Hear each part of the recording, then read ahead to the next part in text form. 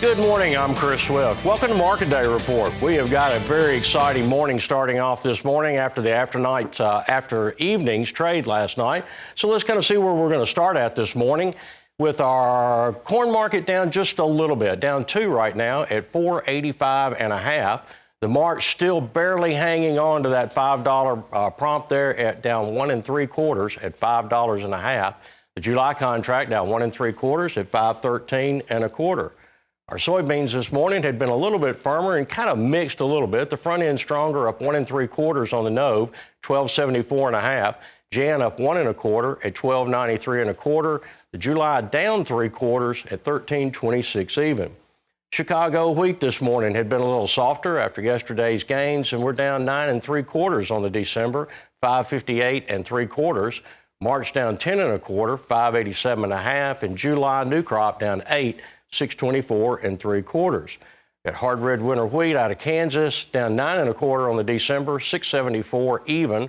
March down 8 1/2 at 682 even, and new crop July down 8 1/2, 689 even. And we'll wrap it up with spring wheat. Minneapolis spring wheat December down 7 1/2 at 718 even. The March down 6 3/4 at 741 1/4, and the July down 3 at 771 3/4. I'd like to pull up a chart this morning of the bond market, and Tammy had mentioned earlier when we came on of how abrupt the interest rates have been. What you're looking at is a monthly chart of the 30-year bond futures, a continuation chart. And although it is abrupt here, what I want to express is that stress exposes weakness. In my opinion, this is applying a tremendous amount of stress on our economy in a very, very short period of time. So I just wanted everybody to see that and kind of make you aware of where we've come from, where we are right now, and in relation to historics, where we have been in the past. So with that, now I'm going to come in and I'm going to ask Ted Seifried to jump in, and we're going to talk just a little bit about this, because I know that now farmers have somewhere else to go with their money besides storing that corn in the bin. Tell us what the prices that you're seeing now, what should the farmer be doing? Well, are we talking about bond prices, Chris, or are we talking about corn prices? No, we're talking about grain prices. They've got to market the grain, and we know that they have had very few places to place money in the past, but now they do. And so our marketings are going to be a little bit different this year in how we approach what we're going to do with that money once we turn it from corn into cash. Well, you're right, Chris. And listen, if you're in a position to be long interest rates, this is a great time to do it. It's the first time in 15 years where you can actually get some pretty good returns on money in savings. But unfortunately, as producers, most of us are on the other side of that. Most of us are looking at operating loans. We're looking at how much it's going to cost us in interest for the next year. So that bond chart that you just showed is one of the many scary things, daunting things that we have laying in front of us.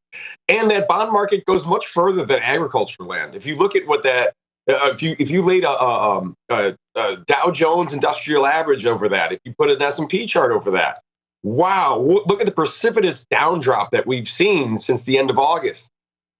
I think you're very right. The Fed has purposely put a lot of stress on this market by using higher interest rates. But I think the damage done is maybe more than they were anticipating. And everybody keeps talking about a soft landing. Well, it occurs to me, Chris, that when everybody really is expecting or hoping for a soft landing, well, it could actually be a lot worse than what is hoped for. Now, all that being said, should we be putting grain in storage and hoping for higher prices? To me, that bond chart says the opposite of that. It says that instead of a rebound of inflation or another round of inflation coming, I feel like we're more moving towards deflation. And if you look at the U.S. dollar index, we've had one of the sharpest rallies that we've really ever seen in history from the middle of July until now. Now, it's given back a little bit of that strength here today, thankfully. But that bond chart is scary. The dollar chart is scary. The stock index charts are scary. I do not feel comfortable about store to ignore right now. That is really the opposite of how I feel. Now, today, just to bring it down to what we're looking at going into today is a very big day for technicals for all of your grain markets. Soybeans, corn, wheat, everything has returned to the scene of the crime from Friday, meaning we bounced back to our first level of resistance, which was support going into that report on Friday. If we can get through those highs, if we can get through the highs of the night sessions that we have in all three markets, then we're looking good. But if the night session highs hold, we're in a lot of trouble. Yeah, absolutely. I tell you what, Ted, that's really interesting information, and I know we've got a lot to go through today. Let's take a real quick short commercial break, and we'll be right back with Ted Seifried. Stay with us. And welcome back to Market Day Report. I'm Chris Swift. We're going to take a look at the livestock market now and see where we're going to start this morning's session from yesterday's closes. So we'll take a look at the live cattle market first and see where we closed at yesterday.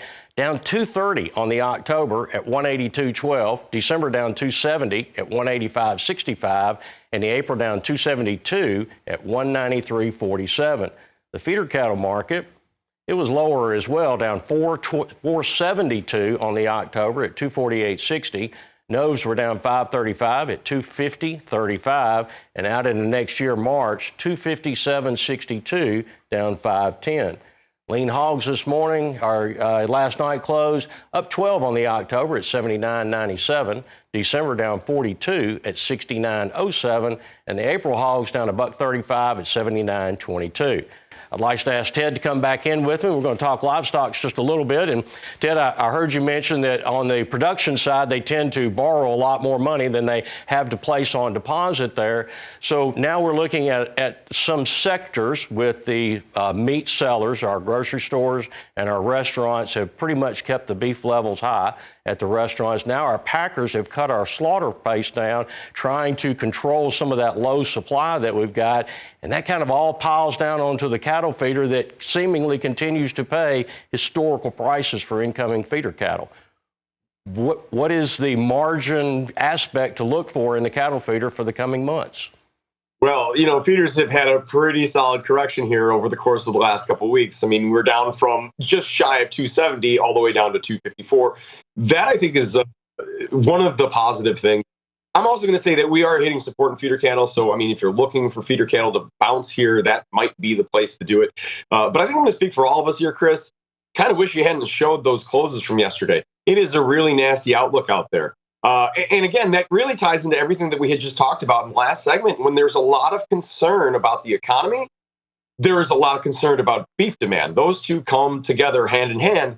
And it's because we worry that if people are going to tighten their belt, tighten their pocketbook, they're maybe not spend as much money at the butcher's counter. The higher price cuts of meat, like you said, that the packers have been able to keep up there by limiting supply.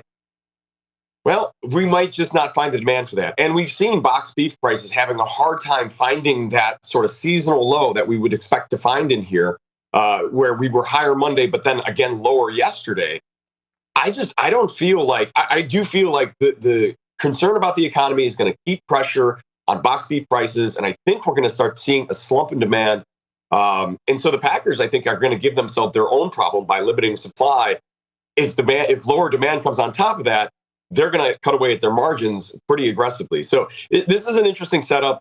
You've definitely had to break off the highs. Is this a correction, or have we put a high in? That's the question we're all asking ourselves. Absolutely. Well, I tell you, I know that it looks a little dismal out there, but kind of the reason for pointing that out is to make sure that you get something done.